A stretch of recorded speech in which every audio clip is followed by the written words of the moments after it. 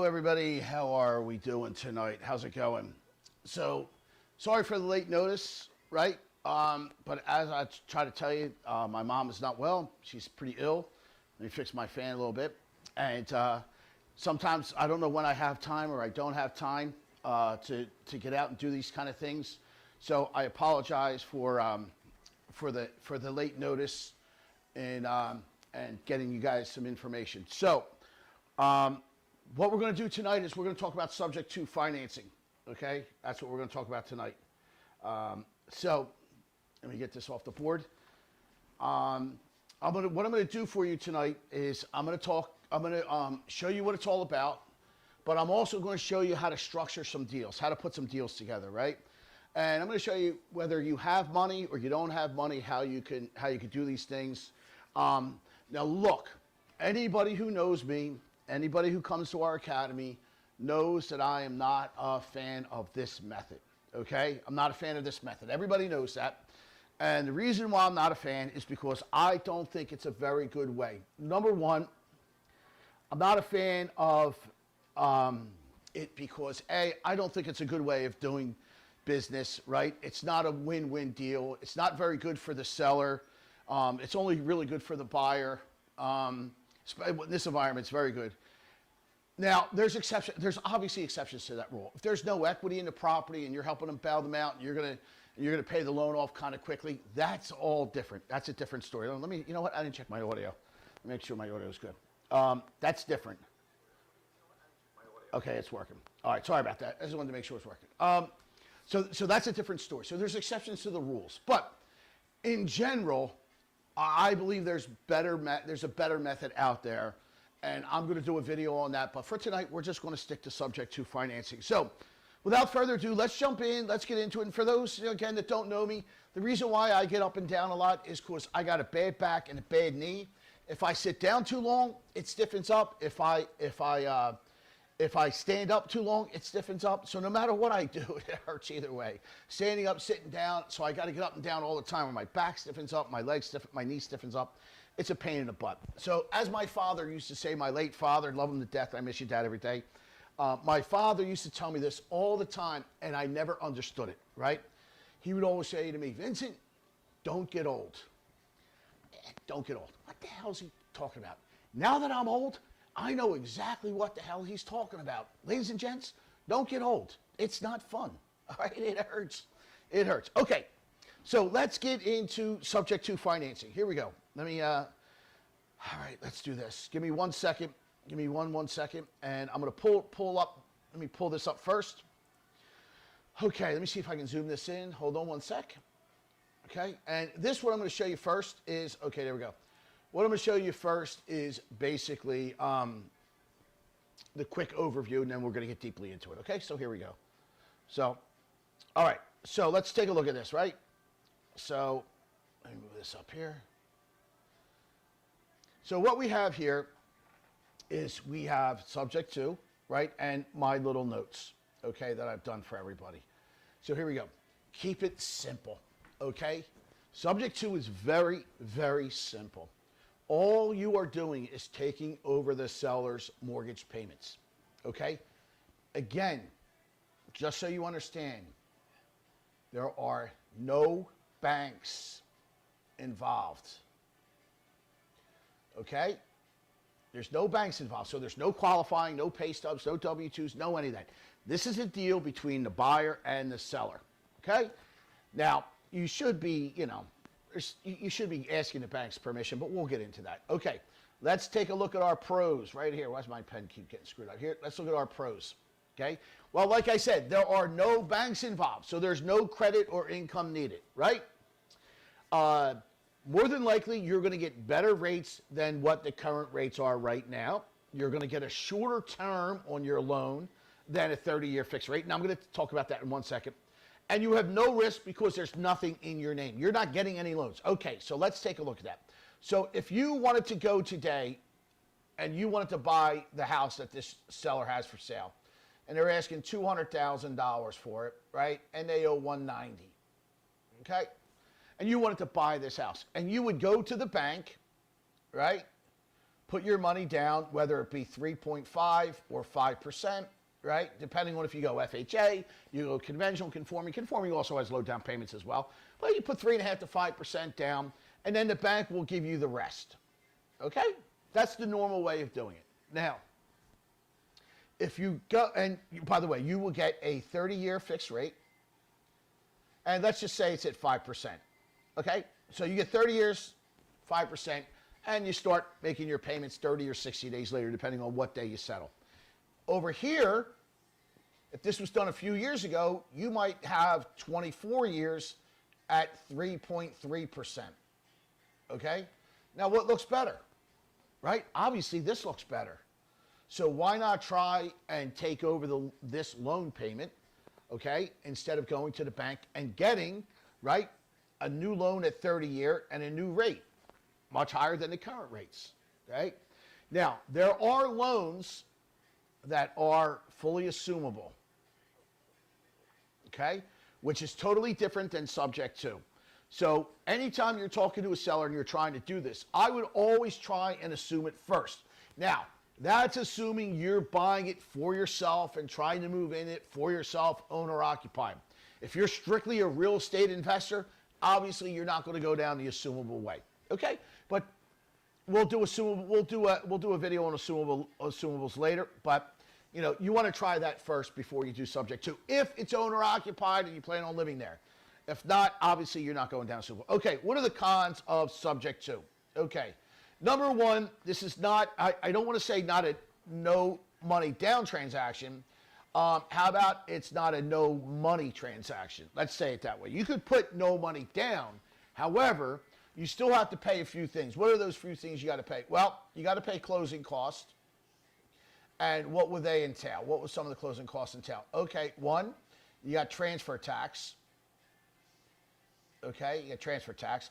Number two, you got the recording of the deed. Okay. You also have, if you do it the right way, you have a home inspection. And also, if you do it the right way, you'll get title insurance. Okay? And depending if their taxes are due and they have an escrow, maybe that. Okay? So you're going to have some cost involved. Okay? Now, depending on what type of person you're going after, if you're going after what we call the pre-foreclosures, okay, they're the ones that haven't made their mortgage payments. They're a couple of months behind, at least 3 months behind, right? And you want to go after them. You got some money in your pocket and you want to strictly deal with this. Well, then, you know, you got to get them current. Okay? Then you got to pay closing costs. So depending on the lead that you have, it's strictly not a no money out of your pocket or no money down. I meant to say this is not a zero money out of pocket transaction. Okay? Another con is you have to worry about the due on sale clause. I know a lot of the gurus are going to say, nah, the banks only care about getting paid. Well, we're going to dispel that myth later on. Okay? So let's, you know, again, I owned a mortgage company for over 30 years. Trust me when I tell you, the banks care more than just getting their money. They care about getting their money, yes, but you know, we'll follow up with that a little bit more.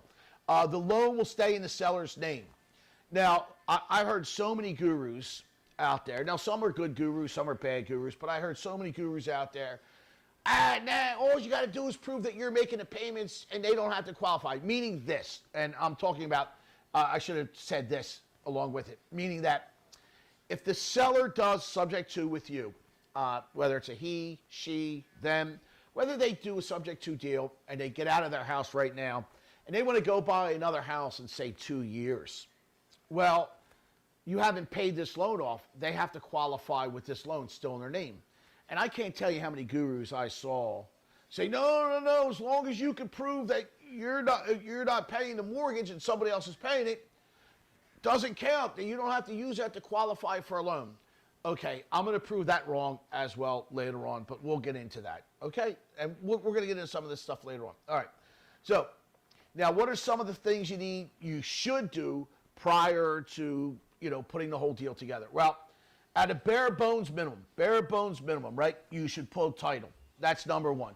You definitely got to pull title. That's number one. You got to pull title, right? And the reason why you got to pull title is, whoa. The reason why you got to pull title is you have to. I turn that off because not off, but I turn it down because there's some dirty language on that song, so I didn't want it to go. I know it's a little loud.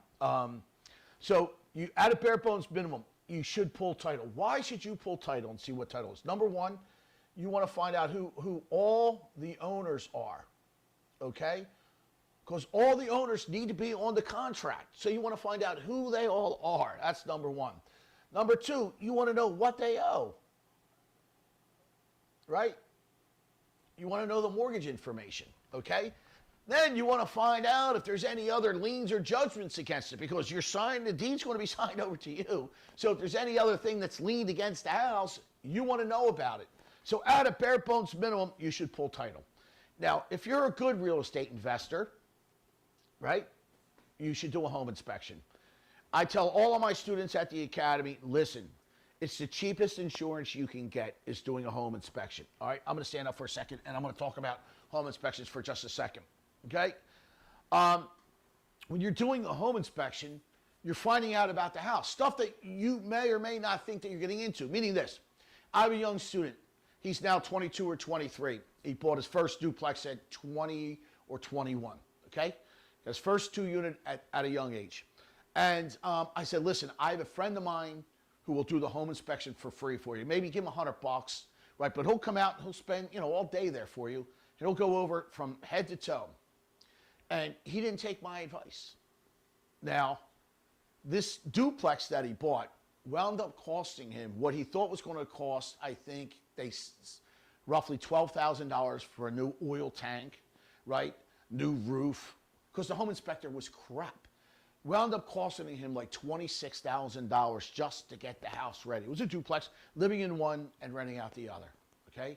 Here's what I used to do when me and my wife used to buy houses, or even prior to me buying houses. Hopefully that song's over and we can put some music back on without hearing some dirty language. So give me 1 second.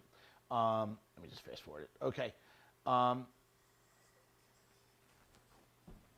Here's what me and my wife used to do. Here's what I used to do even before with my wife.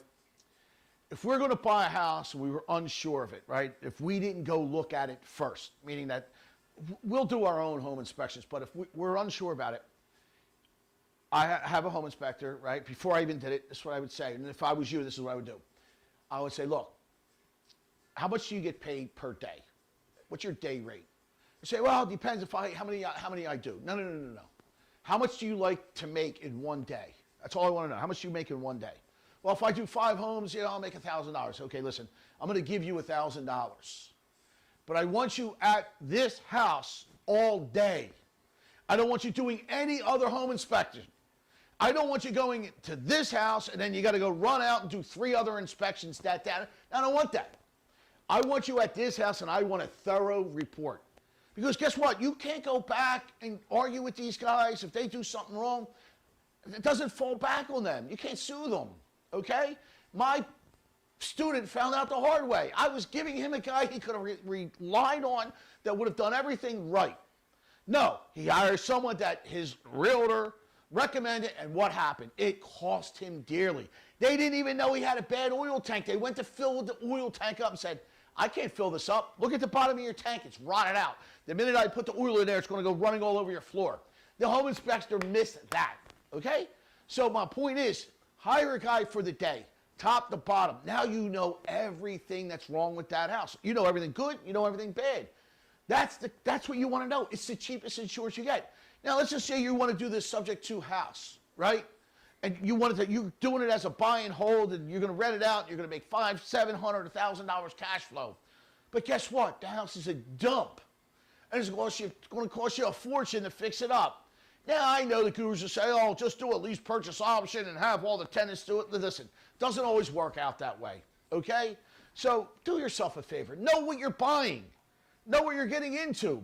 Because guess what? If somebody doesn't come along and do a lease purchase with you and you could pass on all the repairs to them, hey, guess what? You're stuck with it, okay? You're stuck with it. So do yourself a favor. Get a very good home inspector that you can trust. They should be part of your team anyway. And have them there all day. It's the cheapest insurance you can get. Okay, let's get back to the cons. Okay, also, you should find out the fair market value and the fair market rents in your neighborhood. Why? Because you should never trust the realtors on what the value is. Because if you're trying to flip it and you don't know the real values of this neighborhood, you might be getting stuck with something that you can't sell. And then you're going to say, all right, well, I'll rent it out.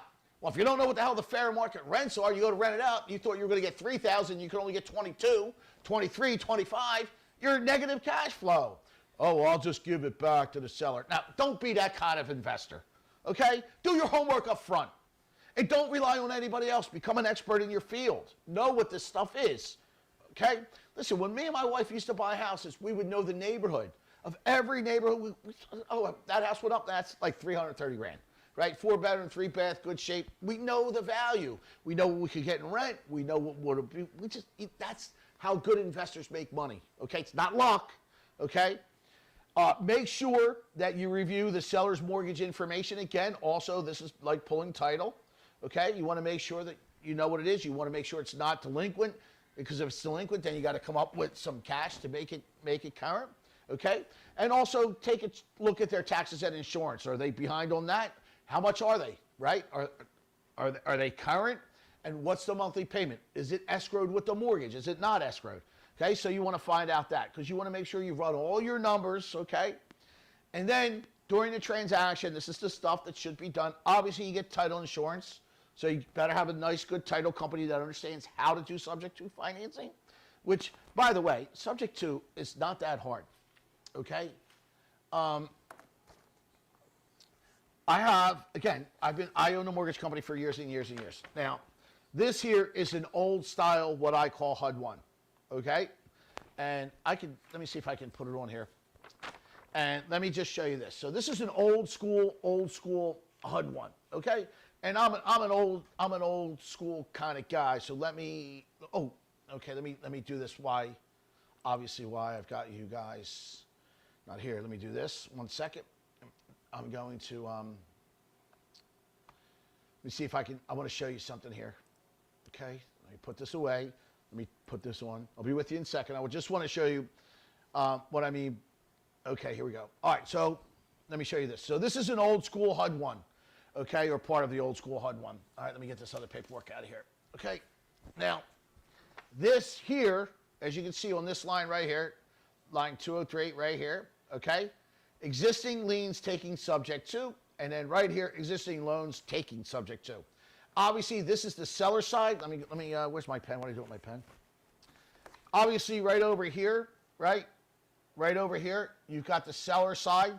So existing loans taking subject to. It's right on the HUD-1. This is the buyer side. Existing loans taking subject to. Okay. Again, old school. Now, let me show you the new what they call a closing disclosure. I don't think this is the newest one, but let me delete this. But get rid of that. Come on. What's going on here? All right. This is the newer closing disclosure. And you're going to see here, again, existing loans, right? Subject to and subject to. Okay? So it's right there on the old school and new school HUD-1s, okay? And we'll talk about that later, all right? But that's as easy as it gets right there, okay? And we'll get into that. All right, let's get back to the transaction, okay? Let me get back to that real quick, if I can. Bear with me. Just bear with me 1 second. I'm getting there. Having some issues, but I'll get there. All right. Okay, there we go. All right, so here we go, back to this. Okay, so again, let me make it a little bit bigger so you can see it. I know it's a little small. Okay, so title insurance, right? We're going to do title insurance. All right, at the time of the transaction or before the transaction, make sure you change the homeowner's insurance to a renter's policy, but keep it in the seller's name. Make yourself an additional insuree, okay? So this way, you're on there as well. Now, a lot of people say you should put it in an LLC or a trust, okay? Again, I don't do a lot of subject to finance deals. I use another method. You do what your attorney or what your accountant thinks, okay? We'll talk about LLCs and trusts later on. If you want the absolute best protection, in my opinion, use a trust, okay? This way, it's probably doing it in a trust is the best way of doing it, I would say. So, and it's very easy to create a trust and do this, all right? None of this is hard, by the way. All right, make sure the agreement of sale is signed by all the parties on the deed, including any addendums, if there is any addendums. But everybody on the deed, that's why you pull the title up front, okay? You do your research. Okay, then you do the authorization to release information. We just call it an authorization to release. We did this in the mortgage business on every single loan. This way, it gives you the authority to speak to the bank on the seller's behalf. Also, take the extra step and do a limited power of attorney from all the parties on the deed. Okay, so do a limited power of attorney. We call it specific to the transaction. Okay, specific to the transaction. Okay, that's the way it should be written. Limited power of attorney specific to this transaction. All right, so that is the stuff that should be done at closing, or at least the bare bones minimum stuff that should be done at the closing table. Okay, now. Some, bear with me, I can talk, right? There'll be some gurus, let me put this in full view. There'll be some gurus that are also going to tell you, you should also have a CYA letter signed, right? Which is basically cover your behind letter, right? And of course we have them. Now, again, I'm not a big fan of having a CYA letter signed, because if you're truthful and you sit down and you're not trying to get it past somebody, okay, just say to them, listen, explain to them exactly how this is going to work. And what I personally would do, okay, is we record that. We have it on video. Now, again, we don't do subject to. We don't like it. But our method is we record the conversation with the realtor. And if we can do video in the office, we'd rather do video. We tell them it's on video, and we give them a copy of it. What we say is very simple. Listen, everything that we talk about here is going to be recorded, so you have a copy of it. We have a written version of what we're telling you, outlining it, telling you exactly how this works and what's involved. If you want to give it to your attorney, please do, okay? Now, if you do it the so-called right way, you don't have to worry about it, because A, you're going to contact the bank and you're going to tell them, hey, this is what we're doing.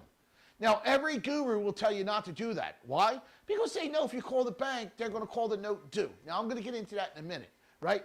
But I just want to show you. We have, if you want to cover your behind letter, yes, we have them. We got different versions of it, right? I mean, all my students give me this silly stuff, right? So we have the cover your behind letter, and that's just like, the gurus think that's going to protect you when somebody sues you because you stole their house and you didn't explain it right. And you say, oh, no, look, Your Honor, I had them sign a CYA. That's why we don't even do subject to, so we don't have to worry about that silly stuff, okay? Now, that's the simple way that it works, okay? You're simply taking over payments. Now, let me go up on the board here and just give you a little stick figure animation of how it works, okay? So here's our seller. Here's their house. Let's say, all right, here you are. Here's our investor. Okay? And let's say the fair market value is, let's say, $100,000. Okay? And let's say Mr. Seller owes $80,000. Okay? With a PITI, let's say 500. Okay? And again, I'm just throwing easy numbers so I can count on my fingers and my toes, okay? So this is a simple transaction, and I'm going to show you all sorts of different things, but let's just see how this transaction works, okay? So you have the seller, you have an investor, they want to sell it, they want to buy it, okay? So Mr. Investor gives seller $20,000 in cash, okay? And that's right here. This is the equity, okay? Now remember, the only thing a seller has in the deal is their equity, okay? So in this situation, he wants his equity. So the $20,000 is paid. The seller then transfers the deed over to said buyer. Now, you could do a couple of different ways of doing a deed. If you wanted to, and you want it the cheapest, easiest way, it's called a quick claim deed. Now, quick claim deeds are usually done with married people that are getting divorced. That's really what it's used for, right? Or family members transferring the deed between them, maybe partners. Why? Because everybody knows what's going on in the transaction. Everybody knows what's owed on the house. So let's say me and my wife got divorced. My wife's keeping the house. I signed a quick claim deed over to her. Right now, I'm still on the loan, but she owns the house. And I sign off and I go my merry way. She owns the house now. Okay? So that's a quick claim deed. There's no insurance, no anything. So you own everything lock, stock, and barrel. Now, if you pull a title report and you do title insurance, you would get what is called a warranty deed. Okay? You would get a warranty deed. And this way, it protects you, okay? If anything pops up that you didn't know about, right? Now, listen, I've been in the mortgage business for a long time, okay? I'm retired now, but I can tell you, not a lot of things ever really popped up, okay? But I still feel way better getting title insurance because I at least know. At a bare bones minimum, pull title, read the title report, and then if you want to do a quick claim deed, you do a quick claim deed, okay? So basically, the deed is going to transfer over here into this person right there, okay? And you are just going to start making these payments right here. Now, obviously, you're going to call the bank, and, you know, some of the gurus are going to tell you, you know, tell them that you're going to be the property manager, this, that, and the other thing. And that's why you need to release the authorization or the limited power of attorney so you can talk to them, right? And you change the address on the mortgage statements, or, you know, if you're going to do it online, you start making the payments online, okay? So again, here's what's going to happen. This loan right here is going to stay in his name, okay? It's going to stay in his name. You're just making the payments. That's why you have zero risk in this deal, because the loan is staying in their name, okay? Now, that's the problem with the seller. So you got to ask yourself the question, how many people out there do you think, now put yourself in the seller's shoes, okay? Put yourself in the seller's shoes. How many people out there do you think are going to give somebody that they don't know, right? A stranger that says, oh yeah, okay, yeah, I know I need to get out of my house, so I'll sign my deed over to you. I'll keep the loan in my own name. And if the banks find out, they're going to call the note due. You know, oh, and if I want to go buy a house in a couple of years and this isn't paid off, I still have to qualify? Boy, I don't know. Would you do that? Just ask yourself that question. Would you do it? And if you say no, why would anybody else do it? Now, yes, of course, there's always motivated people that just want to get the hell out. I agree with that. I totally agree with that, right? But just ask yourself, how many of those people are really out there, okay? How many of them are really out there, okay? They might be out there, but good luck trying to find them. Just ask around. Ask your friends and family if they would ever do it, all right?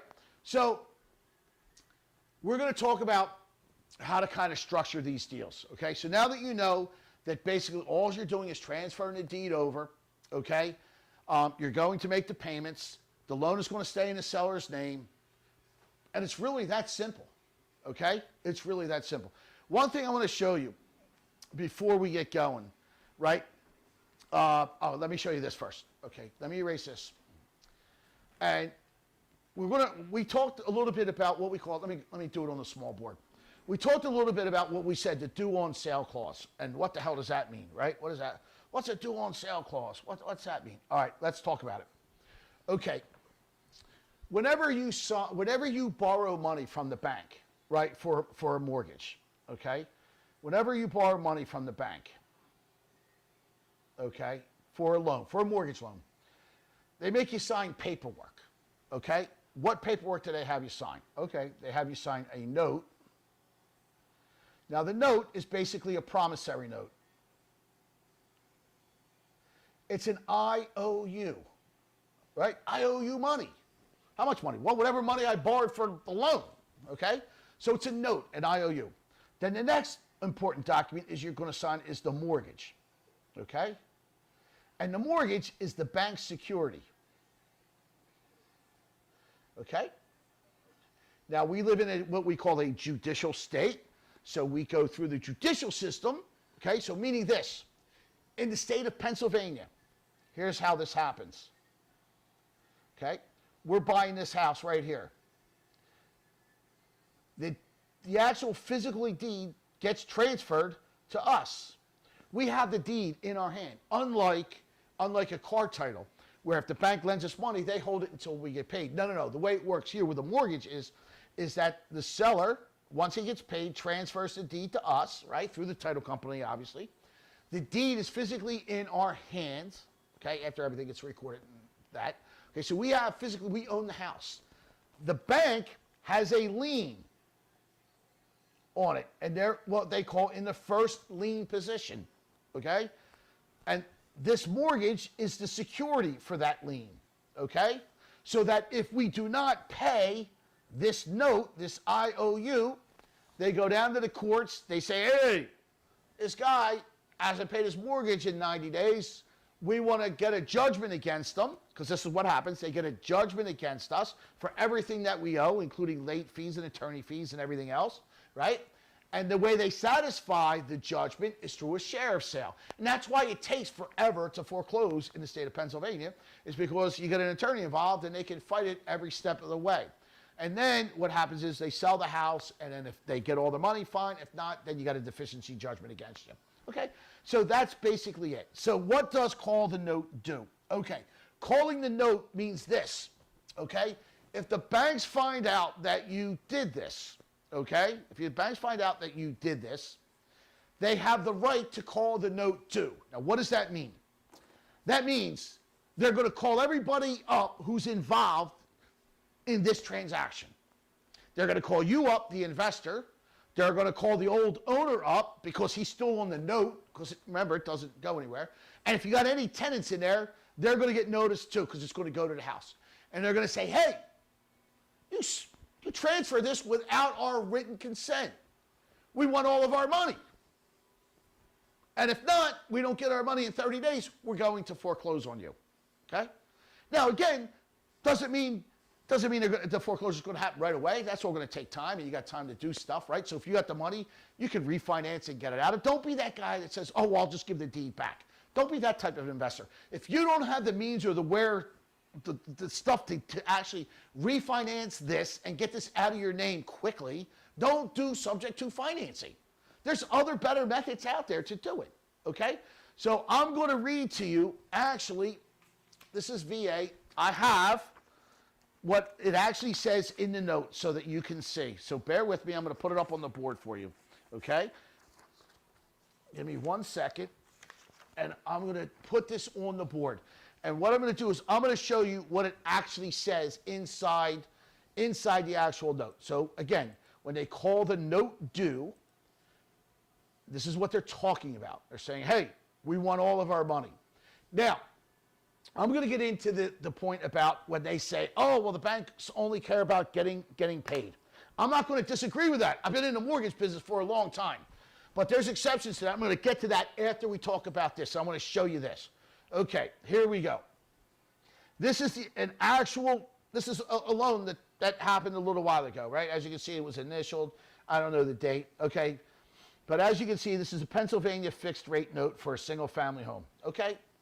And you can go right here is where we're going to be, in this section right here, okay? And by the way, this is called an acceleration clause.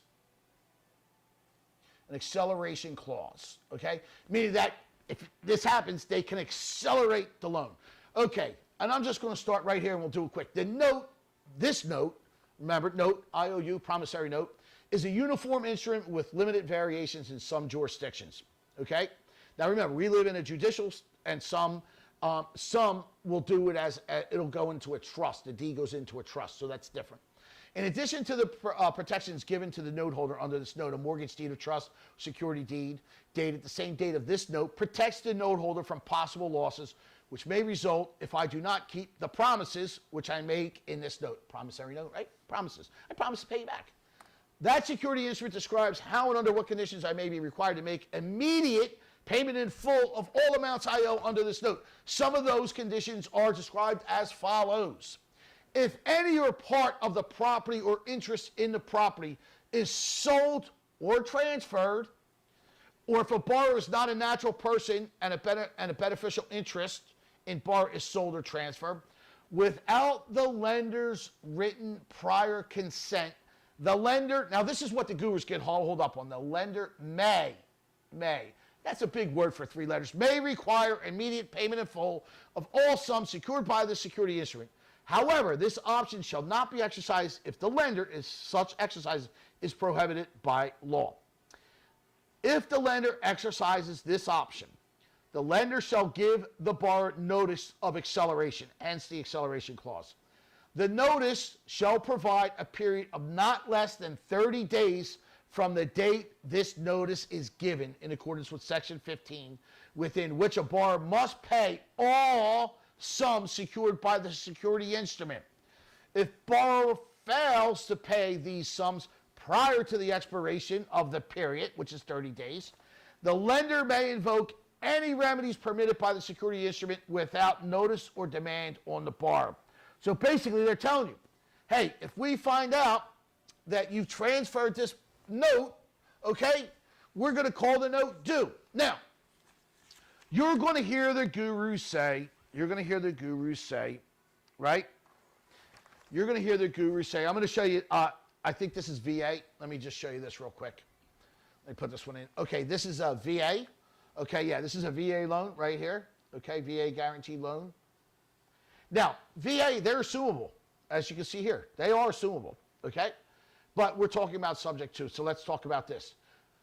This loan may be declared immediately due and payable upon the transfer of the property securing such loan to any transferee unless the acceptability of the assumption of the loan is established. An authorized transfer assumption of the property will also be subject to additional covenants and agreements set forth. So they're saying, if you sell or transfer, guess what? It's going to be declared immediately due and payable, unless you're assuming it, okay? So that's VA. Now, let's get back to the part where the gurus all say, hey, Vinny, they only care about getting their money. Okay, I don't disagree with that statement. The banks do care about getting their money. But guess what? I've been in the mortgage business for a long, long time, okay? Long, long time. And let me tell you what happens here, okay? Now remember, we talked about the seller, right? Here's the seller. And the seller has this loan that they want to get rid of, right? And the house they're selling. And let's just say they owe $180,000 on this loan, okay? And they're willing to do subject to financing, okay? And you don't think the lender's going to call the note due. Well, guess what this borrower had to go through to get their loan, okay? They had to sign a 3 or 4 page applications. I think it's even a little bit longer. I've been out of business for a while. But it used to be a 3-page, sometimes 4-page application, depending on assets and liabilities, right? And how many properties you own, right? So it could be 4 pages, could be longer. An application, all of your personal information they want, right? Name, address, social security, all that, okay? Then they're going to pull your credit, not once, but twice. They're going to pull it at the time they get the loan application, and then they're going to pull it again the day before you go to closing or the day of closing, okay? They're going to ask for 1 month of pay stubs, 3 months of bank statements, all the pages, and 2 years of your W-2s, okay? Then they're going to call your employer, not once but twice. Once when they got the app, and once the day before or the day of closing. Then, just in case you got Uncle Johnny down at the barbershop, you know, giving you fake W-2s and going to phone verify your job, they're going to have you sign an IRS 4506 or an 8821. That's where they can go directly to the IRS and pull the transcripts and see if you're committing fraud. So that's the hoops that you have to jump through to get this loan. And you think that the banks don't care if you just come along and take the deed over and start making the payments, and they have no idea who you are. You never qualified for the loan, but it's okay. They only care about getting their money. Yeah, okay, sure. Good luck with that. Good luck with that. See what happens if they find that out. Now, by the way, here is top 10 banks, top 10 servicers, okay, that service loans. Chase, Lakeview, Wells Fargo, Bank of America, Regions, Citizen, U.S. Bank, PNC, Fifth Third, Flagstar, and Branch Banking and Trust. I'm in the process of calling these banks, all of them, record it on the recorded line, and I let them know it's recorded, and asking them for the manager and seeing if they'll let me do subject to financing with one of their clients. I got a client, and we're thinking about doing subject to. Can I get your written authorization to do it? Let's see how many of them say yes. I can tell you right now, so far we're not having any luck. Okay? Now, we're not done the whole thing yet, but my point is that you're not going to have very much luck trying to get written authorization to do a subject to. So that's why the gurus hide it. Put it in a trust, right? Put it in an LLC. Become the property manager. They give you a twist like a pretzel to get around the due on sale clause, right? Because none of them got the balls to actually just try and do it and be legit and call the bank up and say, hey, look, this is what I want to do, right? Because they know they're going to call the note due. So there you go. So this seller had to jump through hoops. And if you don't think for 1 second they find out they're going to call the note due and, yeah, they only care about their money, yeah, okay. And let me show you, before we go on getting into structure and the deals, let me show you one more thing. The last thing, one of the things I want to show you here is a lot of the gurus talk about that, yeah, just tell the lender, meaning that, okay, let's say we do subject to, and the borrower now wants to go and get a new loan, right? They want to go and they want to get a new property. It's 2 years later, okay? It's 2 years later on, and they want to buy a property. And you told them up front, oh yeah, all you got to do is just tell them that somebody else is making the payments and they'll be okay. They don't have to qualify. Now, what am I talking about, first of all? Okay, let me show you what I'm talking about. Okay, what I'm talking about is this. I can't stand that color.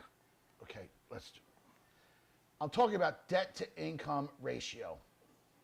Okay? When you have to qualify for a loan, you need to qualify with a DTI, debt to income. Now, what does that mean? It means this. They take your PITI payment, which is your principal, interest, tax, and insurance payment, right? Then they add your monthly debt, right? Now, not all your debt, just the stuff that you signed for, not PICO, not your water bill, not your cell phone bill, credit cards, student loans, things of that nature, right? Then they divide that by your gross monthly income. And that number is supposed to be 40% or less. Now, there's exceptions to that rule. You can go up to 50, 55, I've seen, even higher, okay? Now, what I'm saying is that, let's say, here's the subject to, this is the seller, okay? This is the seller. And the seller did a subject to with you, okay? And this house is now yours. And this seller wants to go buy a new home in 2 years. But you've yet to pay this loan off. And he goes to a bank. And that comes up on his credit report. And they want to add it in this monthly debt. And now this number is like 60 or 70. And he can't buy a house. And he calls you up. He says, hey, listen. I can't get a loan because the bank is telling me my debt to income ratio is too high because that loan is still in my name. And the guru says, no, just tell them. Yeah, just tell them. Just tell the bank.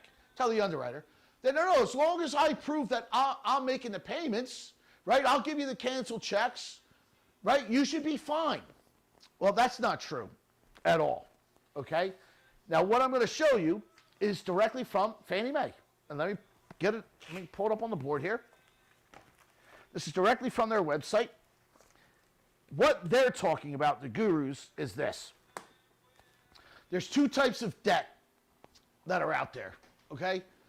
There's non-mortgage debt, and then there's mortgage debt, okay? So, this here, let me pull it up. See if we can, hold on, sorry. So there's non-mortgage debt and regular debt. And then after this, we're going to get into structuring the loans, okay? So this is directly, by the way, from Fannie Mae's website, okay? Okay, so there's two of them. Let me go. All right, so here we go. All right, let me pull this up. Okay, so here we go. So the first one up here, my bad, didn't mean to do that. Non-mortgage debt, okay? Now, non-mortgage debt, which is installment sales, student loans, right, lease payments, alimony, child support, okay? Yes, if it's the party who's actually repaying the debt may be excluded, right, from the monthly obligations if somebody else is making the mortgage payments, okay? Non-mortgage debt, non-mortgage debt. Now, let's get to this one, okay? When a borrower is obligated on a mortgage debt, but is not the party who is actually repaying the debt, right? You are, Mr. Investor. I'm the guy trying to get a new loan. I sold you my house under subject to financing. I'm trying to get a loan. The lender told me I don't qualify with my debt to income is too high, right? And you say, no, just tell them this. Okay, I'm going to tell them, but this is what they're saying. Here we go. If the party who is actually repaying the debt may exclude the full monthly housing expense from the borrower's recurring if, that's another big word for two little letters, if, ready, number one, the borrower is not using any rental income from the property to qualify. Well, I'm not using any of your rental income, so check, that's good, we're okay there, that's a good one. All right, what about this one? There are no delinquencies in the last 12 months. That's good too, you've been paying it on time, I'm happy for you. Thank you for not ruining my credit. Thank you, sir, I have another. Here's the last one. The party making the payments. That's you, my friend, the party making the payments. Look at this word. Is obligated on the mortgage debt. Is obligated. I want to show it to you again. Is obligated on the mortgage debt. The party making the payments is obligated on the mortgage debt. Are you obligated on the mortgage debt? No, you're not. You didn't sign the note. You didn't sign the mortgage. You're not obligated on it. Okay? Me and my wife signed. I get divorced, okay? Then it happens. This is meant for divorcees so that the spouse can go buy another house. Okay? But no, there's right there. This is from Fannie Mae's website. Okay? Don't believe me.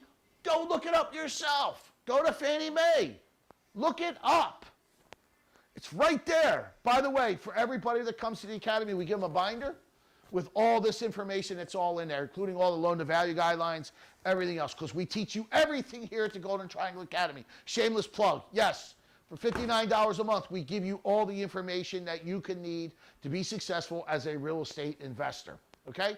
So, don't believe the gurus because they're trying to sell you a stupid-ass program. Okay? The majority of them are frauds. The majority of them are frauds. Yes, I said it. Okay? All right, now, let's get into structuring the deals. Okay? And if anybody has any questions, feel free to give me a call. Right? By the way, the easiest way to get a hold of me, I will help anybody for free do a subject to financing deal. Just call me up. We'll work on it together. I'll talk to the realtor, talk to the seller, talk to anybody that you need to. Okay? All you have to do to get a hold of me is very simple. Just text Golden to this number, 21,000. You'll get my digital business card. It's got my cell phone number on it. My cell phone's right here. I only have one. I don't have multiples, right? It's usually playing music, but my iPad's over there playing music right now. I'll answer the phone. If I don't answer, I'm usually on the phone talking to somebody, but I'll help you out. I'll give you the contracts. I'll help you structure it, show you how to structure it, give you everything that you need to get the deal done. Okay? So just text the word Golden 21,000, give me a holler, and I'll help you get it done. Okay. Now, how do you structure a deal? Okay, let's talk about simple to like guru. Okay? Simple to like creative. All right, so simple. Let's start with the simple, okay? So simple was the same thing that we talked about before. Here's Mr. Seller. Here's the house. Here you are. And this is Mr. Seller. Seller, investor. Fair market value, I'm sorry, let's do this. Sales price, $100,000. Owe, $80,000. PITI, $500. 25 years left at, I don't know, let's just say 6%. Say this is way back when interest rates were super high. Okay. Seller's willing to be creative. Seller's willing to do it. Interest rates are at 10, 11%. And the seller says, look, I'm willing to help you out. How do we work this? Okay. Seller wants his equity. Remember, the only thing the seller has in the deal is equity. That's the only thing they have in the house. And when you're talking to any seller or realtor, you always want to find out these two things: wants and needs. What do they need and what do they want? Well, they're going to want the stars, the sun, and the moon, but what do they need, right?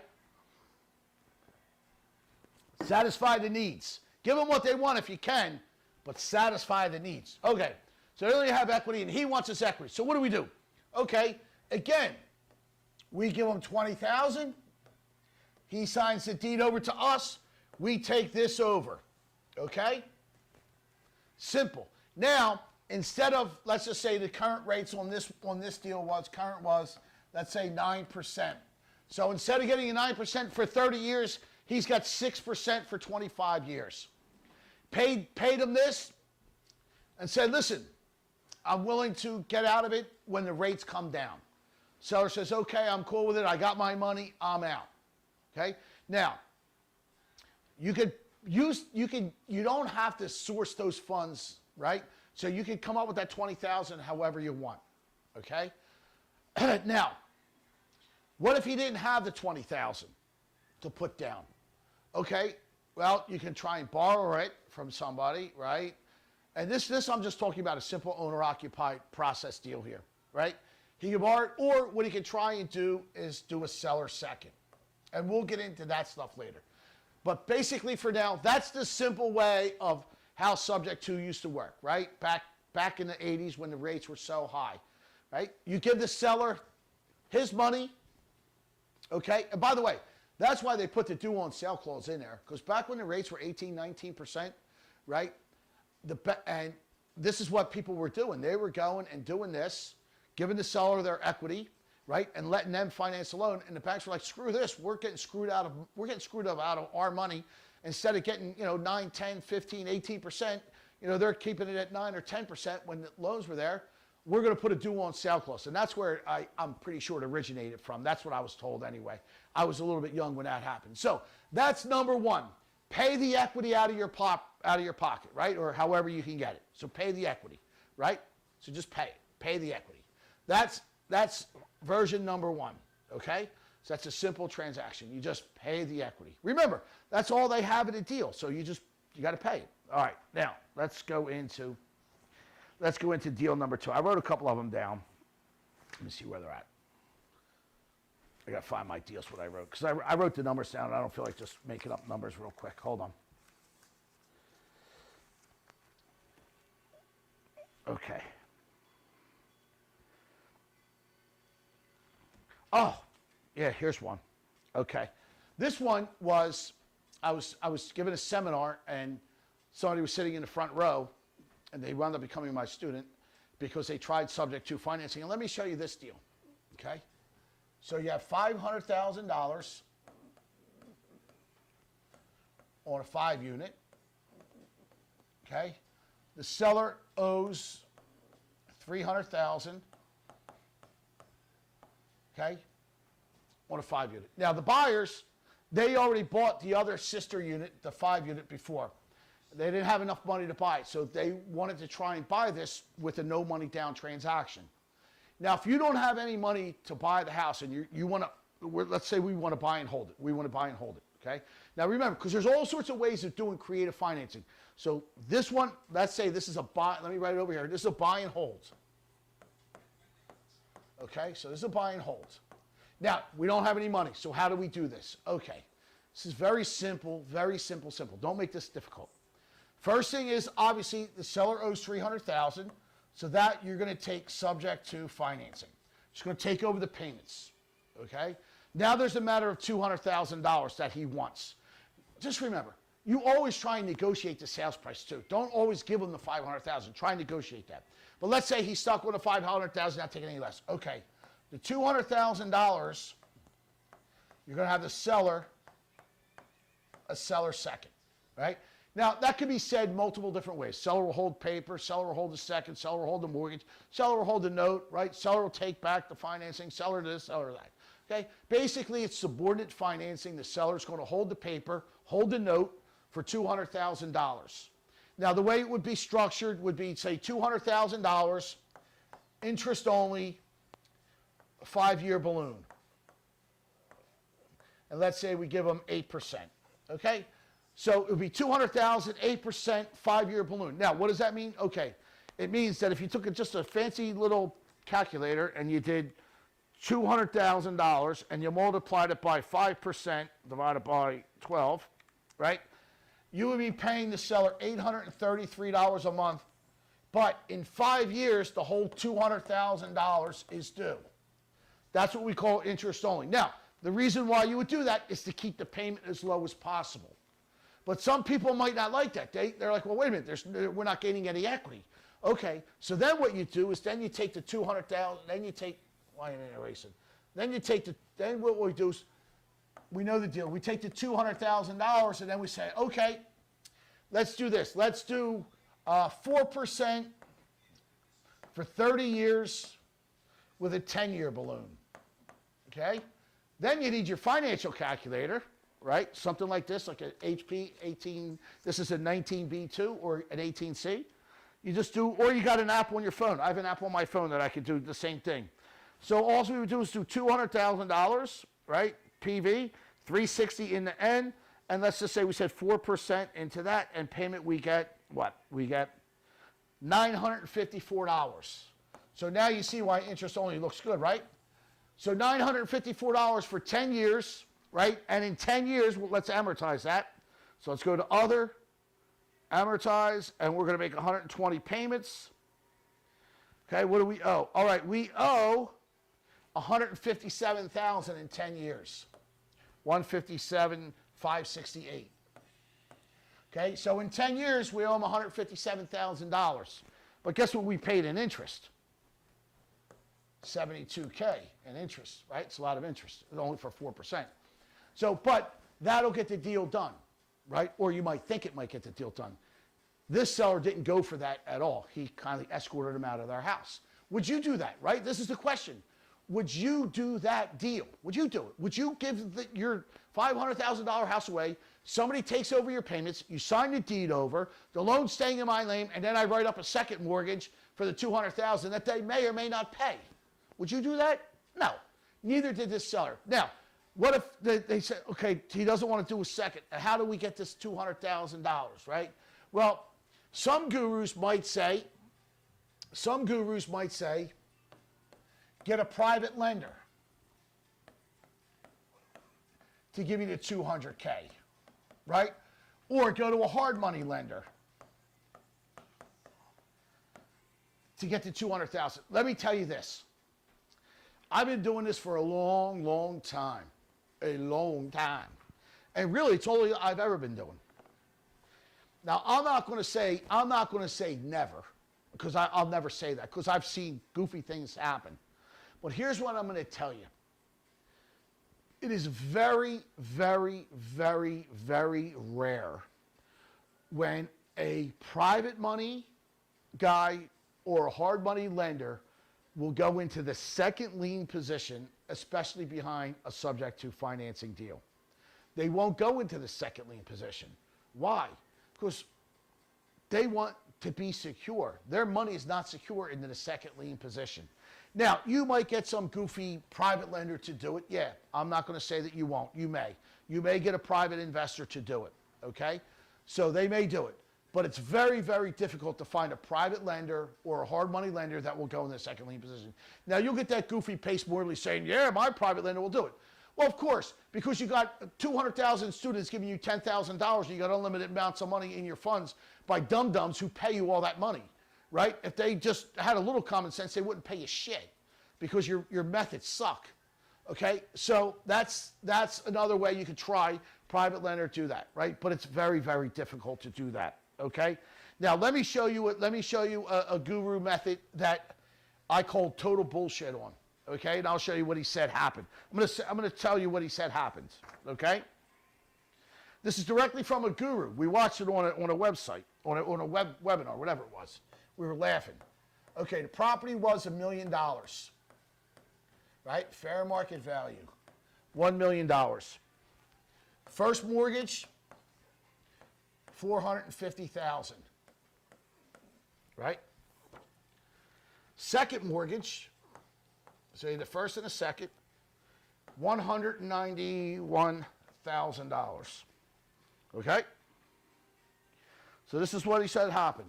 So you got a first and a second, but this second was going into foreclosure.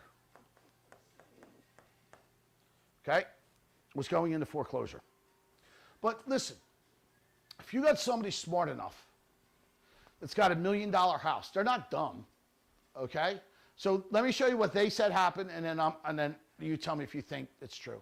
So they said they got a private lender, which that might be true, gave them $191,000, and then they took over the first at $450,000. So what's the total number? So $450,000 and $191,000. So 1, 9, and 5 is 4, 4, 5. So they bought it for $641,000 plus $10K in closing, something like that, 1, 5. $651,000, right, is what they said. Yeah, $650,000 was the purchase price. They paid the closing cost. So let me ask you something, right? Let's just say this was $200,000, 456, so $650,000 total he owed, right? So that means he's got what, $350,000 in equity, right?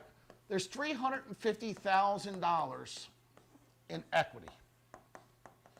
Okay, that's what he has. $350,000 in equity on this property. The seller does. Now the guru said, "We just got. This is what we did. We got a private lender, gave us a $200,000." We took a subject to, and we got the house. And then we wound up doing a lease purchase option, right? And then we sold it. Come on. They sold it for, what they say, $900,000, right?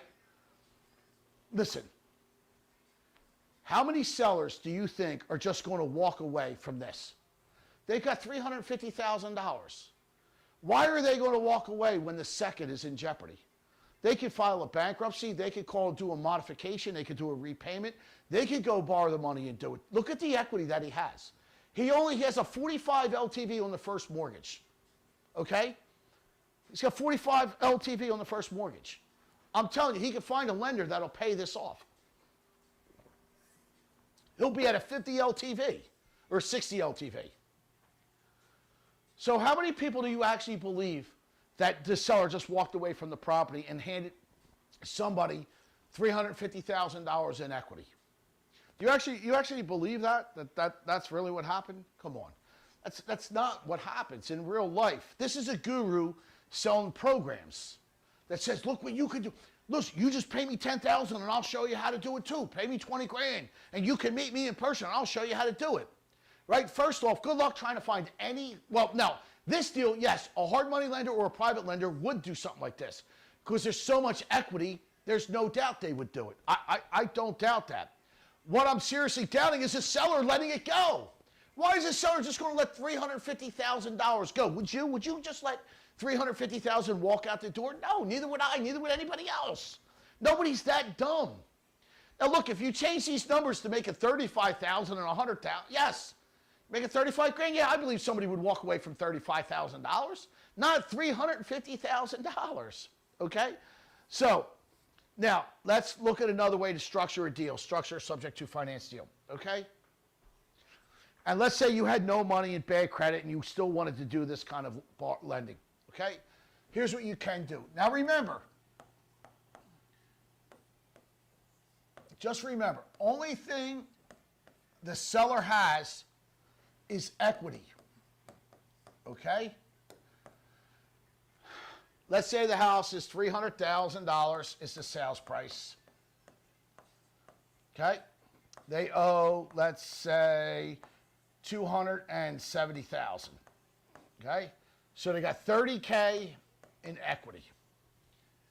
They're willing to be creative. They can't sell it. They want to move out. Now, you have no money, and you can't find a private lender or a hard money lender to do this, but they're willing to be creative. So what do? Okay, what you do is you sign the contract, right? And then you find a buyer. You make it contingent, by the way. When you do this contract, you make it contingent on finding a buyer. Okay, so this way it's not you that's buying it. So now you offer seller financing. Bad credit, no credit, who cares? No banks involved. Just have a job and have a down payment. How much of a down payment? Okay, well, this is $30,000 and you want $20,000, $50K down. Okay? Because now you got to give them 30, they want their 30, you walk with 20. So you find a buyer and you assign the contract over to them. You market it. Hey, buy this house. No banks are involved. And you got to go out there. The only thing is you have to go out there and try to find a buyer. Somebody who will put the money down. Okay? Now, there's a lot of people with bad credit that would do this type of deal, right? Somebody who's just filed bankruptcy and it's got shit credit, and then in 6 months they're not going to pay you, right? And good luck trying to get them out. So you might find somebody like that, right? You might find some people like that who will give you the down payment. But if they do, at least you got the money to go buy the house. Okay? So remember this. Let's talk about it. Again, in every deal, the only thing the seller has in the deal is equity. That's all they have in it. Okay? So you either have to A, pay it up front, right? Pay it up front. Now, how do you pay it up front? It could be your cash. It could be borrowed, right? Could come from anywhere, as long as you have it to give it to them. Doesn't matter where, nobody's checking, nobody cares. So you can pay it up front. That's one way of doing it, okay? Pay it up front. The other way of trying to do it is have the seller hold the second. Okay? Now that's completely negotiable. All the terms are negotiable. Okay? Again, do it interest only, do it no interest. Do it for 10 years. Do a 5-year balloon. 10 years, whatever you can get away with the seller, that's what you do. So you have the seller hold a second. Okay? That's the other way of getting it done. Now, maybe you can have, somebody come in and do it. Now, the third way, obviously, is you basically find a buyer. Right? And then you assign the contract to them. Right? And you make money doing it that way. Okay? So you're basically wholesaling the contract. But that's what you have. There's the 3 things that you have right there. Okay? So that's how you're going to do the deal, right? You've got 3 ways of doing the deal. I've got a couple of notes here that I can go over with you real quick as well. Okay? Have a buyer give it to you, right? One of your buyers. Have the seller hold a second, or pay it up front with your cash. That's how you handle the equity. Now, what about, we were talking about the pre-foreclosures. How do you get those done? Okay. A lot of people like to target the people that are in pre-foreclosure. And what's pre-foreclosure mean? Remember how we talked about the note earlier? Well, they're 3 months behind at least. That's a pre-foreclosure, okay? So now we've got the house, okay? And they are, say, 6 months behind. Okay? And let's say the seller here, right? Fair market value of the house is, let's say, $200,000. Say he owes, I don't know, $180,000.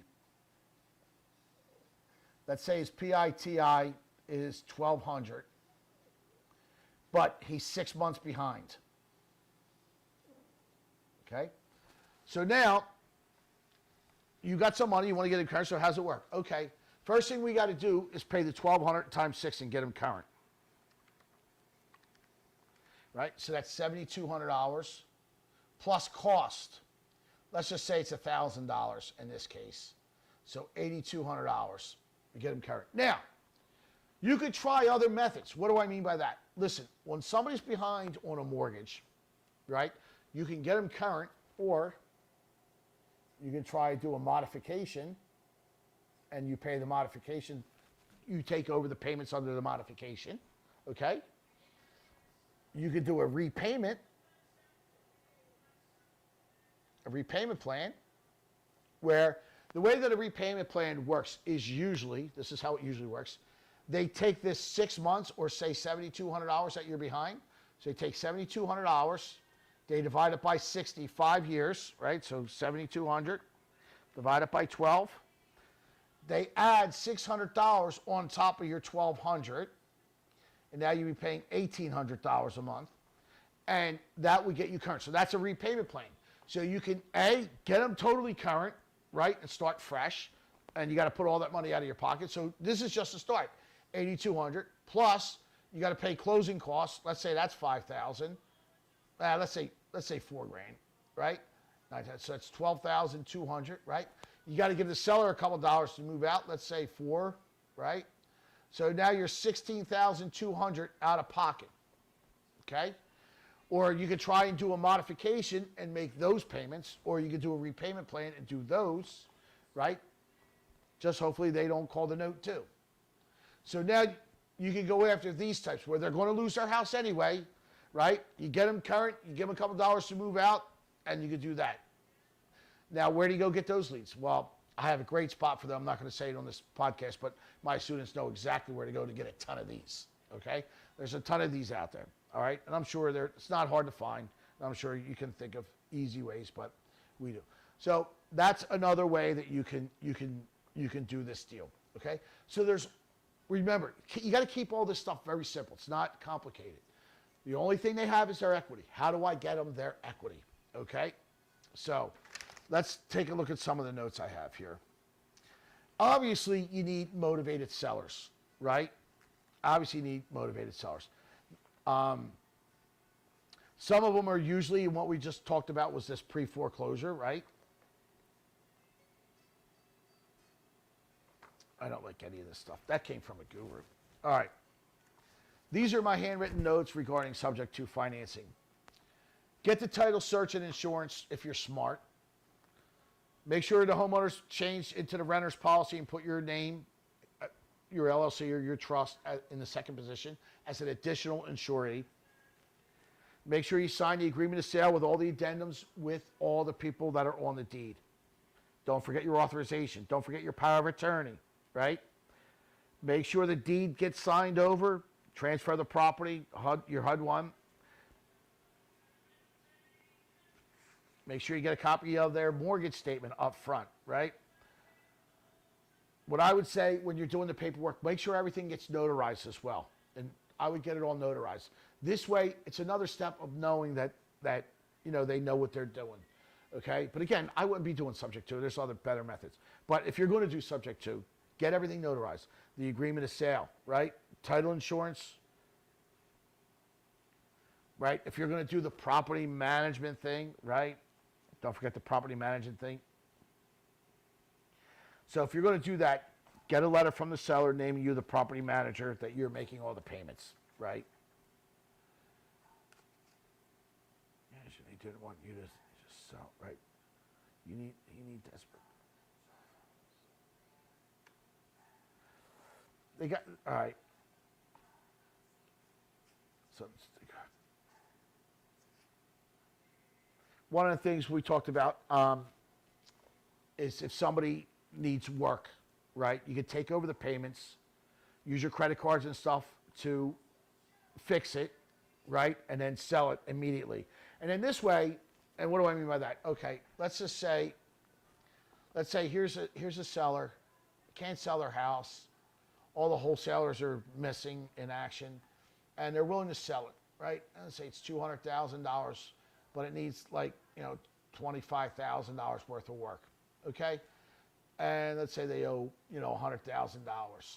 Okay, you can come to an agreement. You take the $100,000 subject to financing, okay? They don't want 200. They want 150. Okay, you fix it up. You sell it for the 200. You give them some money. You pay this off. You pocket some money, okay? But just remember, you need the money to rehab it though. Okay, so if it's a rehab, just remember you need a rehab. Here's the one thing. Okay, here's the one thing that I want to tell you. If you're doing subject to financing, okay, this is really important. Please have the means to get out of it quickly. Meaning that if you have a job and you got good credit, but you don't have any money, it's okay. If there's enough equity in the house, right, you can refinance the house and get it out if they call the note due, right? Or sell the property so that they're not going to foreclose on it. Just get out of it. Just have an exit strategy. It's good to have two, right? One, refinance, two, sell. Okay, just make sure there's enough equity in there to do it. Okay, because if there's no equity in the property, why do it, right? Oh, well, you know what? Big cash flow. Okay, well, the cash flow doesn't mean anything if they're going to foreclose on the property. Okay, down payments used to get them current, right, and help pay off. You can use your credit cards. You can use a line of credit on another house, private lender, hard money lender. Have the seller take back a second, right? You can try all these different things, subject to blah, blah, blah, right? Basically, we have all the contracts that you need. Oh, okay, trust. Okay, do you want to put it in a trust or do you want to put it in an LLC? That's another debate, okay? The majority of my properties were always in my own personal name, right? And if you talk to, listen, I can't tell you how many different golf tournaments I went to with CPAs and attorneys and things like that, because I was a good golfer in the day, so I was invited. But I had to sit through their seminars, which sometimes were boring as hell. Sometimes I didn't understand them. Sometimes I did, right? But one of them talks about trusts and LLCs. And I had my properties, all of our properties, I had them always in my own name, right? And here's what one of the guys told me. He said, think of owning property like you got a house and it's in your own name, right? And you got robbers out there. Now the house is it's in your name, so it's like you're leaving all the doors open, right? So it's so easy for a robber to come in and rob your house, right? Why? Because it's just in your name, it's all out there, yada, yada, yada, simple and easy. Okay, well, you put it into an LLC. Well, an LLC is the same thing. The robbers are out there, but an LLC, you got the doors locked. Now, is that really going to deter the robbers? No. They're going to break the glass and open the door, and they're going to come in and rob you anyway, okay? So it gives you just a slight little bit more protection. But listen, a good attorney is going to crack an LLC in almost no time anyway, okay? Now, the trust, that's obviously a much better one. It gives you a lot more protection. But they still can crack it if need be. Now, you don't own it, and more than likely, that's where the trail's going to end. But my CPAs always told me, and a lot of them have told me this, and a lot of attorneys will tell me this, the best way to protect yourself is insurance. Just get extra added insurance, okay? So if you get extra added insurance, you're well covered, okay? So don't worry about putting it into a trust and an LLC. Now, with subject to, would I put it in a trust or an LLC? Maybe, maybe not. I don't know. I just keep things in my own name. I try to keep it simple, right? I hear all these people, oh, you got to use a trust. And I say, really? Well, what are you protecting? My assets. Well, how much money do you got in your asset class? Well, I got nothing. Then what the hell are you protecting? You don't have anything, right? If you're worried about getting sued, just get extra added insurance. How many times have you been sued by somebody slipping and falling on your property? Never. I never got sued. Now, listen, it might be a mistake for me to have had all my properties in my own personal name. Maybe it was. But guess what? I never got sued. I had extra insurance on all the houses. I had a big policy, so I was covered. So I never sweated it. So I'm not worried about putting it else. Well, this way nobody knows what you... Who cares? Who cares if people know I own property or I don't? They're gonna, who's going to come after me, right? I mean, all like this stuff is just whatever. You know, you do what you feel is what you need in your heart, okay? And what your financial planners tell you and what you need. All I can say is that a lot of this stuff, people are just selling you things. They're selling you stuff, okay? They're selling you stuff. If I was going to do a subject to, right, I would more than me. If I did it today, I'm being honest with you. I would keep it in my own name, and I'm going to call the bank and see if I can actually, if they're going to give me written permission. And if they say no, I'm still might do it anyway, right? And just say, okay, listen, let's hope that they don't call the note due, okay? Let's just hope they don't call the note due. But if they call it due, we'll just refinance it and get out of it, okay? Or I'll sell the property and we'll get out of it before they can foreclose on it, right? But I'm going to try and do it the right way up front. I'm going to tell the people, this is how this works. The loan is staying in your name forever until I pay it off. And who knows when that will be? I don't know, right? And if you go to try and buy another house, you're going to have to qualify with this loan in your name. So make sure that you can if you want to buy another house, okay? Because you're going to have to qualify if you want to buy another house, right? And you're signing the deed over to me, which means I own your house, lock, stock, and barrel. Do you understand all this? Yes, good, because we recorded it. I'm going to give you a copy of it so that you do understand that, A, you're signing the deed over to me. Okay? I'm going to be the owner of the house. You no longer own the house. But the loan is staying in your name, and there's a threat, there's a chance, not a threat, there's a chance that the lender may call the note due. We're going to hope they don't. We're going to ask them for permission first, but if they don't give it, we'll still do it. And if they call the note due, I'll refinance or I'll sell the property and we'll get out of it. Okay? That's what we're going to do. Are you okay with that? Then you don't have to get a CYA letter signed. And you don't have to feel bad about anything because you did everything the right way. Okay? So you don't have to worry too much, in my opinion, about putting it in a trust or an LLC. Yes, I'll agree that putting it in a trust is probably a very good way. I like a trust better than an LLC, but it again depends on everybody's situation. Like I got a buddy who's got $10 million in the bank. I would tell him, yeah, put it in a damn trust, right? Protect your assets. You got $10 million, right, in cash. So yes, but you take one of my students who has no money, barely has a job, right, 50 cents in their pocket. The hell do I, like, seriously. Why go through the extra added expense? I mean, you know, there's no need to. They don't have anything to lose. Anyway, so there's some of the stuff. Now listen, here at the Golden Triangle Academy, right, we have all the forms that you could possibly need, right? Anything that you need, we have. We'll help you structure it. We'll help you put it together, right? All that good stuff. So don't forget, do a title search, get title insurance. Don't forget about the homeowners, agreement sale, all that stuff, all right? And then good luck with the due on sale clause. All right? So there you go. There you go. All right?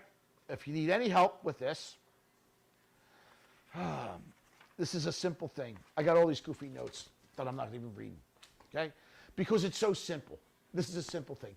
You're taking somebody's payments over. Right? Pull the title, see what's on there. If you're making money, do the deal. Okay? Just be honest with the seller, what you're doing and how this thing works. Let them know that they may call the note due. But if they do, we'll refinance it or we'll sell it to get out of it. Okay? And I don't know. Just call the bank and ask them if they'll allow it. And you know and I know no one's going to call the bank. And you know they're not going to allow it. But try first. So there is, hey Tyler, how you doing? So there is subject to basically in a nutshell. It's very simple. If anybody needs any help, text the word Golden 21,000.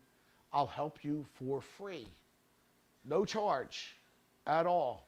Show you how to structure it. We'll talk to the sellers, right? We'll put it all together. And if you don't want, and if you say, listen, Vinny, I don't want you to say we're going to call the banks. Well, we won't say that. I'll listen to you what you want, however you want to do it. All right? So there you go. Thanks for coming. I'm glad, hopefully you got something out of it.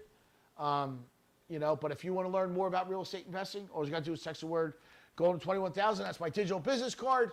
Join the Academy. It's only $59 a month. We live stream class every Monday night. You got step-by-step instructions. Want to know how to do all this stuff. You got access to the contracts. You got access to me.